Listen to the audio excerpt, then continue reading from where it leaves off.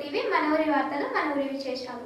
వనపర్తి మండలం నాగవరం సహకార సంఘం సాధారణ సమావేశంలో డైరెక్టర్ ప్రభాకర్ రెడ్డి, సహకార సంఘం అధ్యక్షులు శంకర్రావుల వ్యక్తిగత దూషణలతో సమావేశం వాయిదా పడింది. రైతులు డైరెక్టర్లు హాజరు కాకుండానే సెప్టెంబర్లో మహాసభ నిర్వహించినట్లు ఇలా రాశారని అనడంతో వివాదం చోటు చేసుకుంది. సాంఘిక సంక్షేమ వసతి గృహాలలో విద్యను అభ్యసిస్తున్న విద్యార్థుల పరీక్ష ఫీజును రద్దు చేయాలని మాదిగ స్టూడెంట్ ఫెడరేషన్ ఆధ్వర్యంలో రాజు చౌరస్తాలో ధర్నా నిర్వహించారు.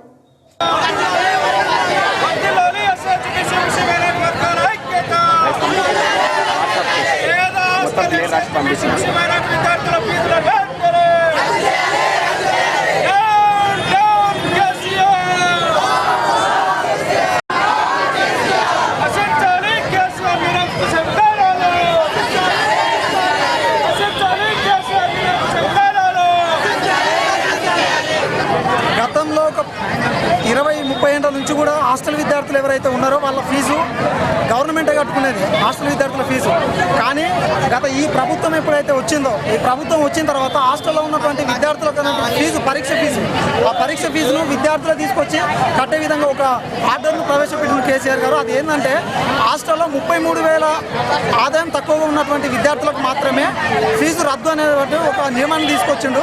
ఆ 33,000 ఆదాయం సర్టిఫికేట్ కోసం విద్యార్థులు ఎంతో దూర ప్రాంతం నుంచి వచ్చిన వాళ్ళు ఎంఆర్ఓ దగ్గరికి వెళ్తే ఎంఆర్ఓలు మాత్రం 33,000 ఇచ్చేటువంటి ఆదాయం సర్టిఫికేట్ ఎక్కడా లేదమ్మా, 50,000 పైననే ఉంటుందని చెప్పి వాళ్ళు చెప్పడము, ఇక్కడ మధ్యలో స్టూడెంట్స్ బలైపోవడం. ముఖ్యంగా మా బాధ ఏంటంటే హాస్టల్లో చదువుకునేది అమ్మా నాన్న లేని పిల్లలు, తర్వాత తల్లిదండ్రులు వదిలేసి దేశాలు వెళ్ళిన వాళ్ళ పిల్లలు ఉంటారు, తర్వాత అనాథలు ఉంటారు, నిరుపేద కుటుంబాల పిల్లలు ఉంటారు. ఇలాంటి పిల్లల్ని పరీక్ష ఫీజులు కట్టమని చెప్పంటే వాళ్ళకి ఎవరు తోడు లేరు, ఎవరు లేరు. అలాంటి టైంలో ఒక బాగుండి అన్న నాకు ఏం చేయాలో తెలియని పరిస్థితి అని చెప్పేసి నా అబ్బాయిలు చాలా మంది కూడా ఫోన్ చేశారు ఈ సందర్భంలో. కాబట్టి ఈ విషయం పైన 3 రోజుల లోపల కేసీఆర్ గవర్నమెంట్ తక్షణమే ఎవరో ఒకరు, ఆయన ప్రతినిధి అయినా సరే ఎవరో ఒకరు స్పందించి 3 రోజుల లోపల స్పష్టమైనటువంటి ఒక నిర్ణయాన్ని ప్రకటించాలి. ఇంకా పరీక్ష ఫీజుకు 3 రోజుల సమయం ఉన్నది, కాబట్టి తక్షణమే గవర్నమెంట్ నుంచి విద్యార్థులకు హాస్టల్లో చదివే ప్రతి విద్యార్థికి ఫీజు లేకుండా చేయాలి. ఎస్సీ, ఎస్టీ, బీసీ, ముస్లిం, మైనార్టీ విద్యార్థులు వసతి గృహాల్లో ఉన్న విద్యార్థులకు గతంలో ఎన్నడూ లేనట్టుగా ఈ రాష్ట్ర ప్రభుత్వం ఫీజులు వసూలు చేయుచున్నది. దానిని తక్షణమే నిలిపివేయాలని చెప్పేసి తెలంగాణ రాష్ట్ర ప్రభుత్వానికి విజ్ఞప్తి చేస్తూ ఉన్నాం. పేద విద్యార్థులు కరువు వలసలతో అల్లాడుతున్న ఈ జిల్లా కూలి తల్లి పిల్లలే చదువుకుంటూ ఉన్నారు. కాబట్టి అట్లాంటి విద్యార్థులకి ఫీజులు చెల్లించుకోవడం తప్పని చెప్పేసి మేము తెలియజేస్తున్నాం. గత సాంఘిక సంక్షేమ హాస్టల్ కానీ, బలహీన వర్గాల హాస్టల్ కానీ, గిరిజన సంక్షేమ హాస్టల్ కానీ, ముస్లిం మైనార్టీ హాస్టల్ ఎప్పుడైతే నెలకొల్పినరో ఆనాటి నుండి ఈనాటి వరకు ఎలాంటి ఫీజులు తీసుకునేటువంటి వ్యవస్థ లేదు. వనపర్తిలో ఆశా వర్కర్లు సీఎం కేసీఆర్ దిష్టి బొమ్మను దహనం చేశారు. తాము గత 80 రోజులుగా సమ్మె చేసిన ప్రభుత్వం మొండి వైఖరి అవలంబిస్తుందని వారు తెలిపారు.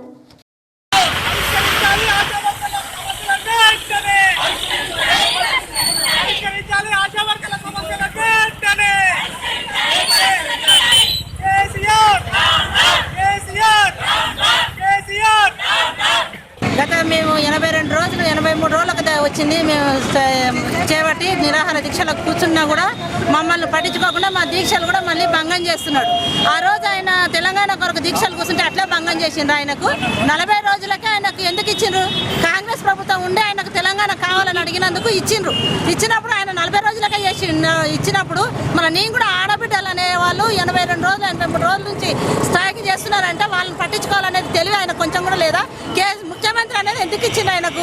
ఆయన ఏం చదవంది చేయింది, ఆయనకి తెలివి అనేదే లేదా? మొత్తానికి ఆడబిడ్డలు రోడ్ ఎక్కద్దని ఆయన బిడ్డ అంటది. కనీసం అవును నిరాహార దీక్ష అంటే ఏందనేది తెలియదు ఆయనకు, భంగం చేయడం ఎందుకు? అందుకని దాన్ని మేము ఖండిస్తూ ఇలా ఆయన బొమ్మను దగ్నం చేయడం జరిగింది. ఈరోజు ఆశా వర్కర్లు చేసినటువంటి యొక్క సమ్మె 82వ రోజుకి చేరుకున్నప్పటికీ కేసీఆర్ ఏమాత్రం స్పందించడం లేదు.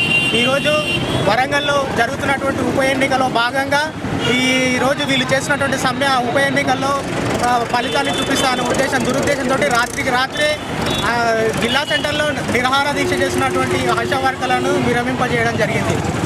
సత్యసాయి 90వ జన్మదినోత్సవ వేడుకలకై వనపర్తి సత్యసాయి సేవా సమితి ఆధ్వర్యంలో సేవా కార్యక్రమాలు ప్రారంభించారు. 23వ తేదీ వరకు సేవా కార్యక్రమాలతో పాటు భజనలు, హరిత కాలక్షేపాలు ఉంటాయని సేవా సమితి సభ్యులు తెలిపారు. కృష్ణా సముద్రం నుంచి పెద్దగూడెం, కడుకుంట్ల, మెట్టెపల్లి, నాచనల్లి గ్రామాలకు కాలువల ద్వారా నీటిని విడుదల చేసి పంటలను కాపాడాలని ఆయా గ్రామాల రైతులు అధికారులను, ప్రజాప్రతినిధులను కోరారు. వనపర్తి అంబేద్కర్ చౌరస్తాలో రోడ్డు దాటుతున్న మహిళను ఆటో ఢీకొట్టి ఆటో బోల్తా పడింది. రోడ్డు దాటుతున్న బాలమ్మతో పాటు ఆటోలో ప్రయాణిస్తున్న ముగ్గురికి గాయాలు కాగా చికిత్స నిమిత్తం ఆసుపత్రికి తరలించారు.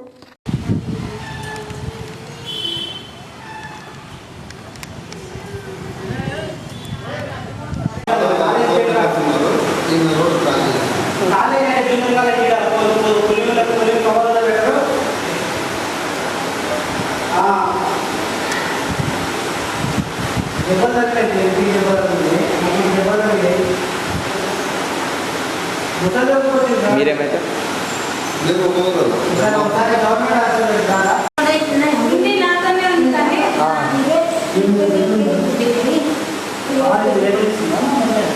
వాటిలోకి తీసుకుపోతారా ఇలా ఉంటారా? వేరే వాళ్ళకి చాలా తీసుకుంటా వాళ్ళకి పోయి మీతో నేనే నా క్లాస్మేట్. పెబ్బేరు మండల కేంద్రంలో ఆశా వర్కర్లు రాస్తారోకో నిర్వహించారు. శనివారం సంత కావడంతో రాస్తారోకో వలన గంట సేపు వాహనాలు ఆగి తీవ్ర రద్దీకి కారణమైంది.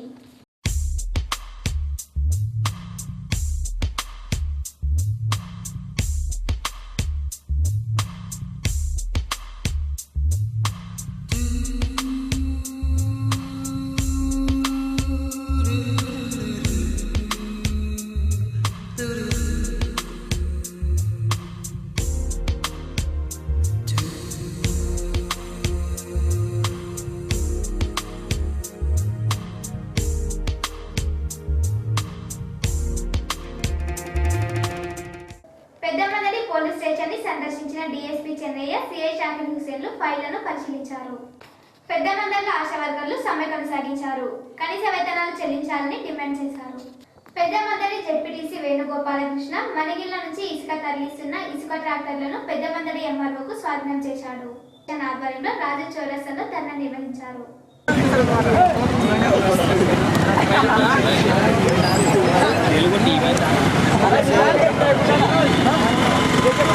జై తెలంగాణ, జై తెలంగాణ, ఖబర్దార్ ఖబర్దార్.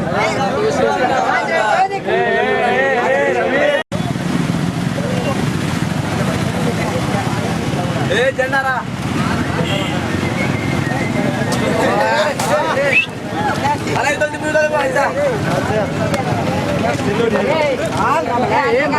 జై తెలంగాణ, జై జాగృతి, కవిత నాయకత్వం, కవిత నాయకత్వం.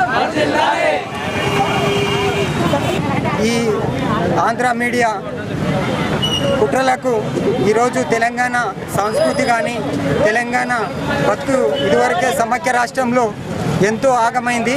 అయినా కూడా ఇప్పటికీ కూడా ఈ సమైక్యవాదులు మన తెలంగాణ యొక్క ప్రాంతం వాళ్ళని ఇంకా అవమానాలకు గురి చేస్తున్నారు. కాబట్టి వీళ్ళను ఇలాగే వదిలేస్తే మన మనుగడకే ప్రమాదం ఉంది.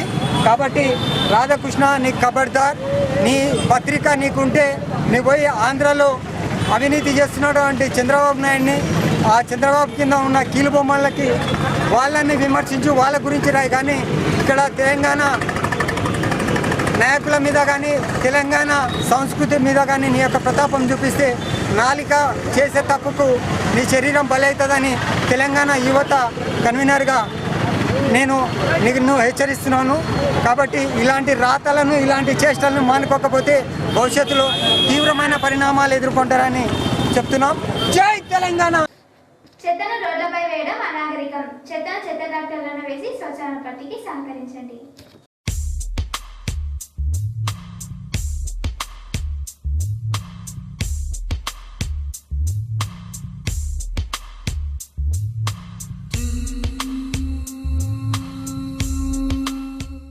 వార్తలు సమాప్తం. చూస్తూనే ఉండండి తెలుగు టీవీ. మన ఊరి వార్తలు, మన ఊరి విశేషాలు.